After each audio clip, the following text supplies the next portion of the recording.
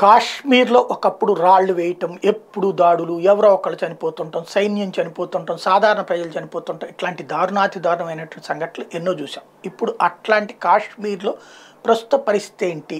ఏదైతే ఆర్టికల్ 370-35 రద్దు, మరొక వైపున సైన్యం పూర్తిగా అదుపులోకి తీసుకోవడం, చిన్న తీవ్రవాద సంఘటన జరిగిన వేటాడి జరుగుతుంటే ఆ సందర్భం కొంతమంది సైనికులు ప్రాణాలు కూడా కోల్పోతున్నారు, వీరమరణం చెందుతున్నారు. కానీ గతంతో పోల్చుకుంటే చాలా వరకు తగ్గిందనడానికి సాక్ష్యం ఇక్కడ 1994 నుంచి 2004 మధ్యన 40,164 సంఘటనలు చోటు చేసుకున్నాయి.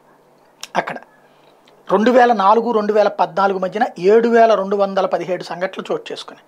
2014-2023 మధ్య 2,023 సంఘటనలు చోటు చేసుకున్నాయి. అంటే క్రమంగా హింస నుంచి కాశ్మీర్ బయటపడుతుంది. ఇప్పటికీ ఉన్నాయి, ఇంకా బయటపడుతుంది, బయటపడాల్సి ఉంది. భారత్ స్టఫండ్గా స్టెప్పులు తీసుకుంటాం అనేది ఈ మార్పుకు కారణమవుతుంది.